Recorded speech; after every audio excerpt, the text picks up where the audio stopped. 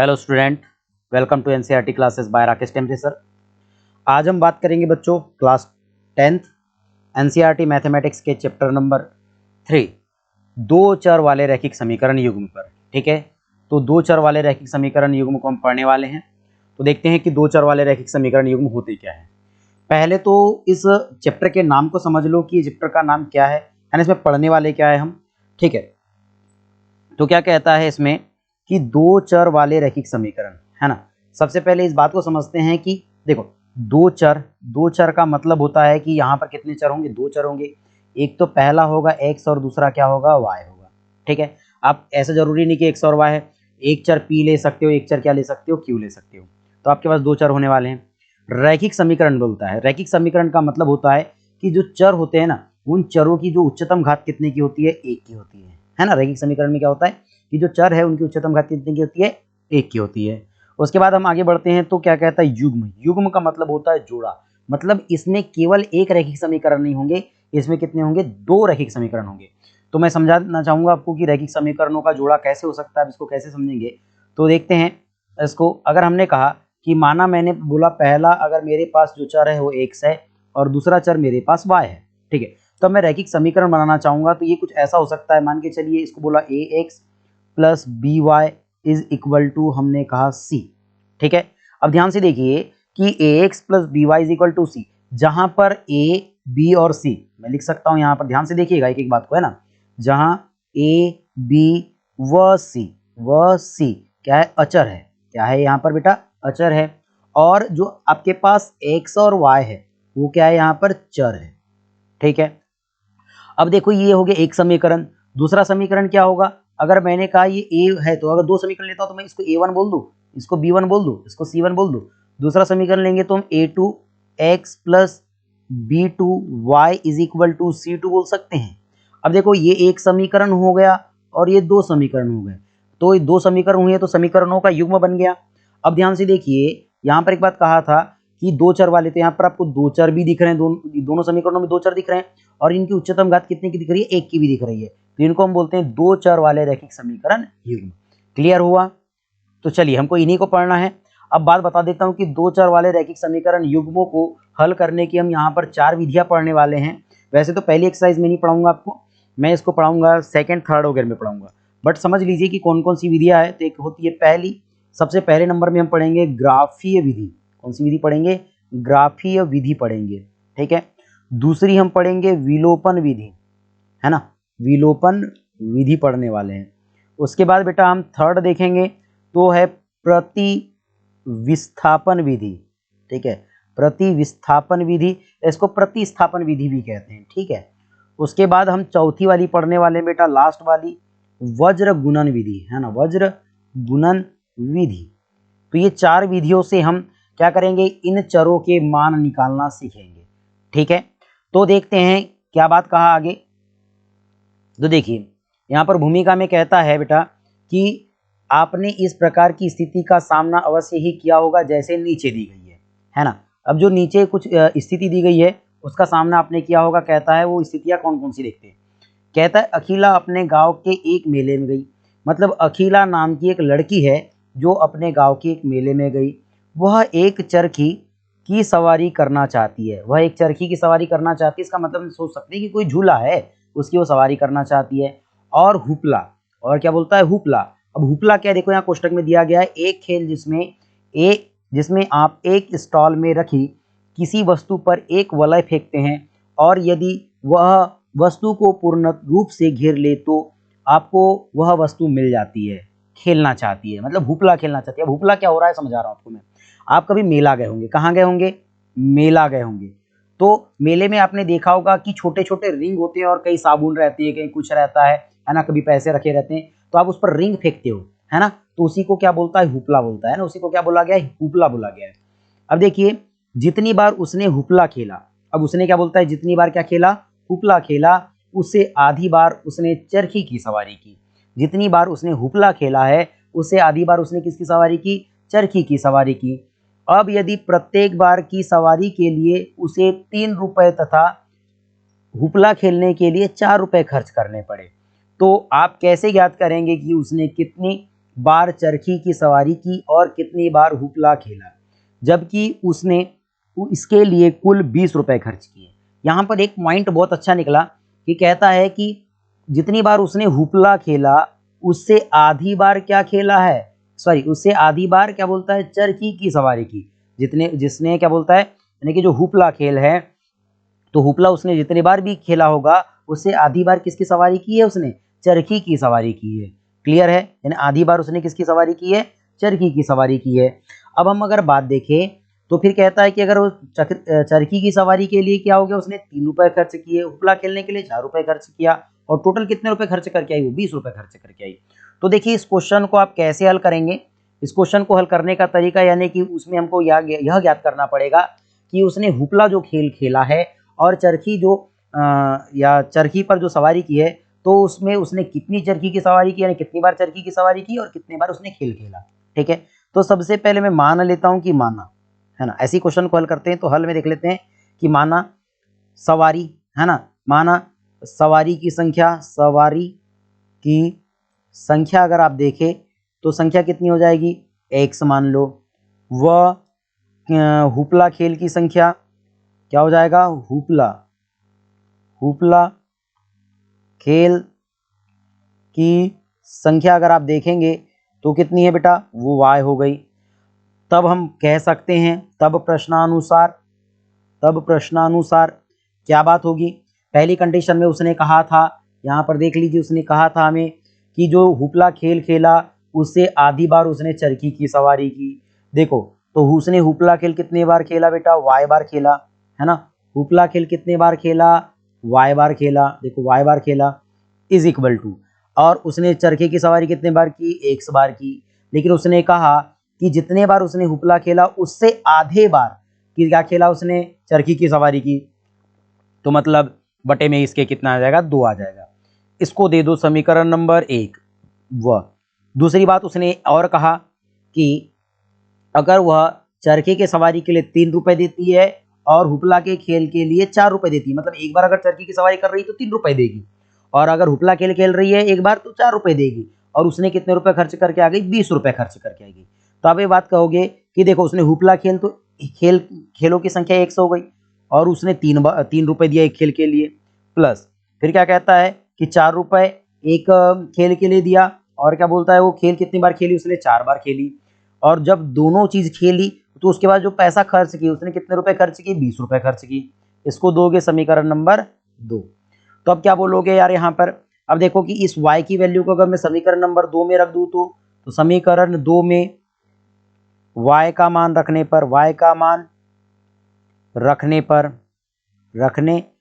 आप रखेंगे तो ये हो जाएगा 3x प्लस ये होगा 4 इंटू x/2 हो जाएगा। y की वैल्यू देखो y की जगह रख दिए इज इक्वल टू 20। देखो 2 से 4 2 टाइम कैंसल आउट हो जाएगा, तो ये होगा 3x is equal to, sorry 3x, अब ये प्लस था तो प्लस लिख दिए, अब ये हो जाएगा 2x इज इक्वल टू 20। अब देखो ये 3x प्लस 2x 5x होगा, 5x इज इक्वल टू कितना हो जाएगा 20। अब देखो x इज इक्वल टू अगर 5 का ट्रांसफर करेंगे तो ये 20/5, जब कैंसल आउट करेंगे तो कितना आ जाएगा यहाँ पर 4 आ जाएगा, 5 चौ 20। तो x की वैल्यू कितनी आ गई, 4 आ गई। इस x की वैल्यू को कहाँ रख देंगे, समीकरण नंबर 1 में। तो समीकरण 1 में x का मान रखने पर रखेंगे तो हो जाएगा y इज इक्वल टू 4/2। तो देखो 2 से 4 2 टाइम कैंसल आउट, तो y इज इक्वल टू कितने आ गया 2। मतलब आपको एक बात याद रखनी है कि उसने जो हुपला खेल खेला वो 2 बार खेला, और उसने चरखी की सवारी किया वो कितने बार की, 4 बार की। ये इसका आंसर होगा। ठीक है, देखिए इसी प्रकार से हमने यहाँ पर इसका आंसर दिया गया है और इसके आंसर को यहाँ पर समझाया है। ठीक है, ये देखो दिया गया है, तो इसका आंसर देख लीजिए आप भी गया है।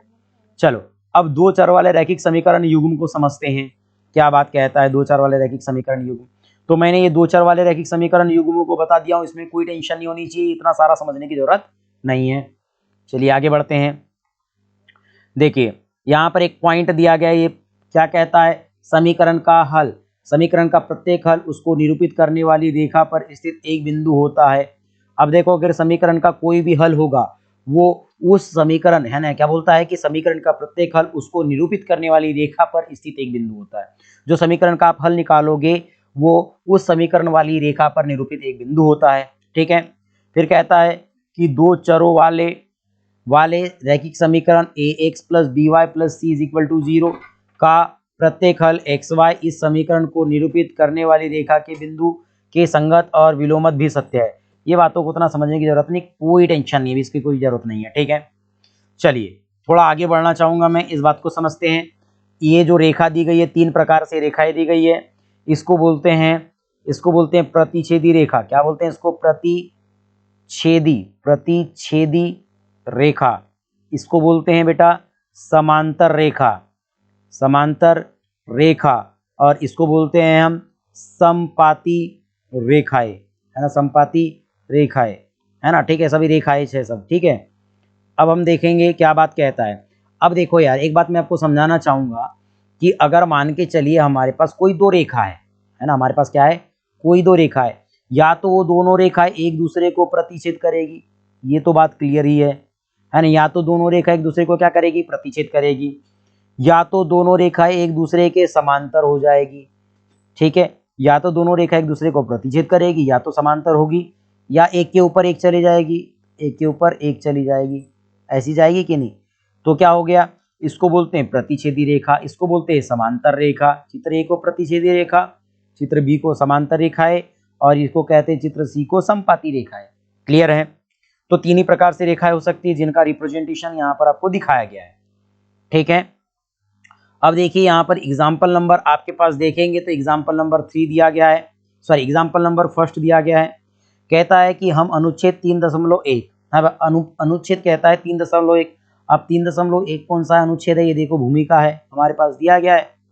क्या कहता है, मैं दिया गया उदाहरण लेते हैं। अखिला मेले में 20 रुपए लेकर जाती है, वह चरखी की सवारी करना तथा हुपला खेल खेलना चाहती है। इन स्थितियों को बीजगणितीय एवं ग्राफीय रूप में व्यक्त कीजिए।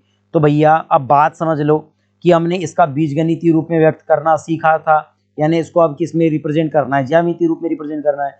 तो बीजगणितीय मैंने ये भी बता दिया हूँ आपको, है ना। उसके बाद देखो इसको अगर मैं रिप्रेजेंट करूँ तो देखो 2 को इधर ट्रांसफर करेंगे और इधर ट्रांसफर कर देंगे इसको। मतलब मैंने ये जो बात कहा था आपको, क्या आप इस चीज़ को ऐसे लिख सकते हैं? क्या बात हो गई, देखो ये जो समीकरण था y is equal to x upon 2 था, तो क्या मैं इसको ऐसा लिख सकता हूँ? देखो y is equal to x upon 2 था, तो इस 2 को इधर ट्रांसफर करेंगे तो हो जाएगा 2y is equal to x. अगर 2y को इधर ट्रांसफर करें तो x minus 2y is equal to 0 बचेगा कि नहीं बेटा? बचेगा ना।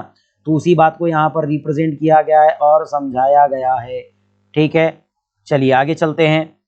तो देखो ये समीकरणों को रिप्रेजेंटेशन दिखाया गया है। अब ग्राफीय रूप देख लेते हैं। अब इसको ग्राफों में रिप्रेजेंटेशन दिखाया गया कि ग्राफों में किस प्रकार से हम रिप्रेजेंट करके इसके समीकरण को उत्पन्न कर सकते हैं या इसके आंसर को ला सकते हैं। ठीक है, तो देखिएगा अब मैं इसको भी बता देता हूं कि आपको कैसे निगमित करना होता है और क्या निगमित करना होता है। ठीक है, तो चलिए इस बात को समझते हैं हम और बनाने की कोशिश करेंगे। देखो तो दो समीकरण हमारे पास आ गए थे कि x minus 2y is equal to 0 और दूसरा आ गया था 3x plus 4y is equal to 20। ये पहला समीकरण था, ये दूसरा समीकरण था।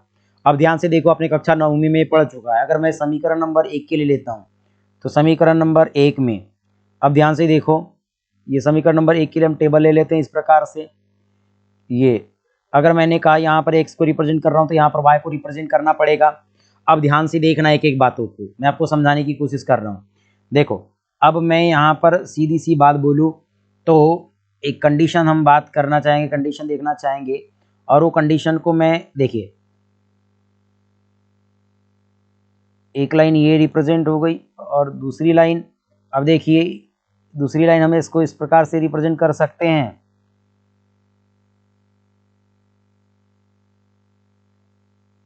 ठीक है, अब देखिए ध्यान से, ये हो गया आपका इस प्रकार से। ठीक है, अब देखिए इसको मैंने कहा बेटा ये हो गया आपके पास, ध्यान से देखिएगा एक एक बातों को। इसको हमने कहा ये x और ये x डैश, इसको मैंने कहा y और y डैश। ठीक है, इसको हम बोलते हैं एक्स एक्सिस और इसको हम बोलते हैं वाई एक्सिस। ये इसका ओरिजिन होता है जिसको हम ओ से रिप्रेजेंट करते हैं, 0 से रिप्रेजेंट करते हैं। यहाँ पर देखेंगे तो 1 हो जाएगा, ये 2 हो जाएगा, ये 3 हो जाएगा और ये 4 होगा। वैसे ही यहाँ पर देखेंगे तो 1 है, ये 2 है, ये 3 है और ये 4 हो जाएगा। फिर ये -1 है, -2 है, -3 है, -4 हो जाएगा। ये -1, -2, -3 और ये -4 होगा। और ये चीज़ें आपने क्लास 9th में सीखा है। ये 1 हो गया, 2 हो गया, 3 हो गया, 4 हो गया। फिर हो जाएगा आपका 1 हो गया, 2 हो गया, 3 हो गया और 4 हो गया।